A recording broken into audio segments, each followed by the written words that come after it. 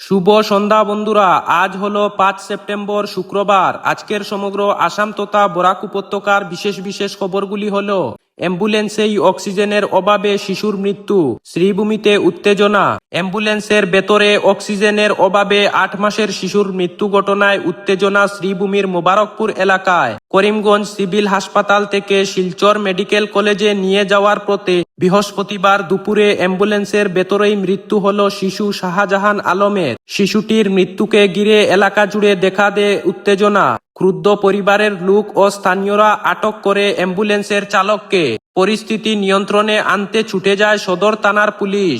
অভিযোগ অনুযায়ী শ্রীভূমি শহর লগোয়া শেখি কানিশাইল গ্রামের বাসিন্দা মজিদুল ইসলামের 8 মাসের সন্তানকে বুধবার সিভিল হাসপাতালে ভর্তি করা হয়। বৃহস্পতিবার সকাল থেকে তার শারীরিক অবস্থা আরও অবনতি হলে করিমগঞ্জ সিভিল হাসপাতাল থেকে শিলচর মেডিকেল কলেজ হাসপাতালে রেফার করেন চিকিৎসক। সে সময় অ্যাম্বুলেন্সের জন্য খোঁজাখুঁজি শুরু হলে একটি ব্যক্তিগত অ্যাম্বুলেন্সের চালক তাদের সঙ্গে যোগাযোগ করে অন্য অ্যাম্বুলেন্স থেকে সে নাকি কম টাকায় নিয়ে যাবে বলে জানায়। ফলে পরিবারের লোকজন রাজি হয়ে যান। এরপর শিশুটিকে সেই অ্যাম্বুলেন্সে বসিয়ে পরিবারের সদস্যরা শিলচরের উদ্দেশ্যে রওনা দেন। কিন্তু যাত্রাপথে অ্যাম্বুলেন্সের ভেতরে অক্সিজেনের সাপোর্ট যথাযথভাবে কাজ করছিল না। এ নিয়ে শিশুটির বাবা চালককে জানালে সে বিষয়টি প্রথমে নজরআন্দাজ করে, কিন্তু ক্রমাগত শিশুটির শারীরিক অবস্থা অবনতি হলে সে গাড়ি থামিয়ে চেক করা শুরু করে। পরিবারের অভিযোগ, অক্সিজেনের সিলিন্ডার সঠিকভাবে কাজ করছিল না, আর সেই চালক এ বিষয়ে মোটেও পারদর্শী নয়। ফলে কিছু সময় পরে শিশুটির মৃত্যু কুলে ডলে পড়ে। মুবারকপুর এলাকায় যাওয়ার পর শিশুটির মৃত্যু ঘটে।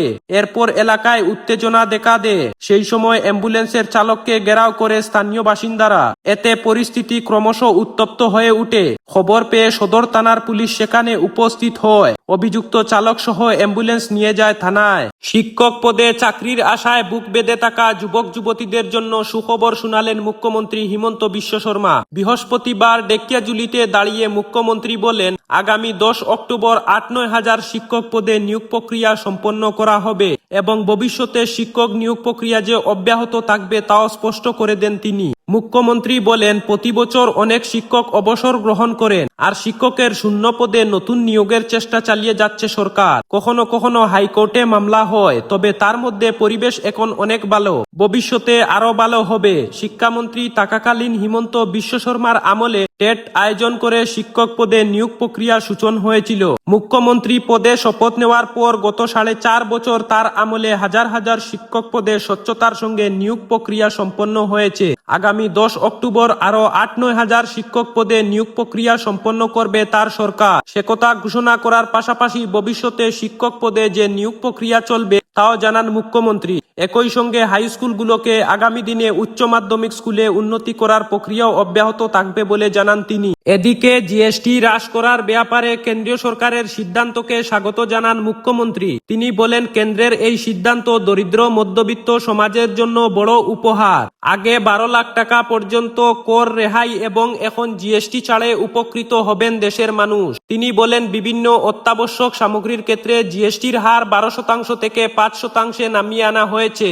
গাড়ি, স্কুটার, ফ্রিজ ইত্যাদির ক্ষেত্রে এখন সাধারণ মানুষকে 18% জিএসটি দিতে হবে, আগে ছিল 28%। আবার বিভিন্ন সামগ্রীর ক্ষেত্রে জিএসটি শূন্য করার সিদ্ধান্ত নিয়েছে কেন্দ্রীয় সরকার। সব মিলিয়ে কেন্দ্রের মোদী সরকার যে আমজনতার কথা শুনেছে জিএসটি রেহাইয়ে, সেটাই প্রমাণিত হয়েছে। গুয়াহাটি মহানগরের উন্মুক্ত নালার সমস্যা নিয়ে মন্তব্য করেন মুখ্যমন্ত্রী। তিনি বলেন, মহানগরের কোথায় কোথায় উন্মুক্ত নালা রয়েছে তা স্যাটেলাইটের মাধ্যমে দেখার জন্য মুখ্য সচিবকে নির্দেশ দেওয়া হয়েছে, কিন্তু মহানগরের বিভিন্ন এলাকায় নালার উপর পাকা স্ল্যাব দেওয়া হলেও তা চুরি হয়ে যাচ্ছে। পুরো বিষয়টি সামাজিক সমস্যায় পরিণত হয়েছে এবং মিলেমিশেই এই সমস্যার সমাধান করতে হবে। অন্যদিকে বিটিসির নির্বাচনে বিজেপির ফলাফল নিয়ে আত্মবিশ্বাস তুঙ্গে এখন মুখ্যমন্ত্রী। এদিনই তিনি বলেন, বিসিটির নির্বাচনে বিজেপি কয়টি আসনে জিতবে গুয়াহাটিতে বসে তা বলা কঠিন, কেননা বড়ভূমিতে 26টি জনগোষ্ঠীর মানুষ বসবাস করেন। তবে অন্যান্য দলের তুলনায় এখনো বিজেপি দলের অবস্থা অনেক ভালো। উড়ার আগেই এয়ার ইন্ডিয়ার বিমানে পাখির ধাক্কা, আতঙ্কে যাত্রীরা। ফের বড়সড় দুর্ঘটনার হাত থেকে রক্ষা পেল এয়ার ইন্ডিয়ার একটি বিমান। টেক অফের ঠিক আগের মুহূর্তেই বিমানের নাকে ধাক্কা খেল একটি পাখি। এরপরই তড়িঘড়ি বিমানটি থামিয়ে দেন চালক। আতঙ্কিত হয়ে পড়েন যাত্রীরা।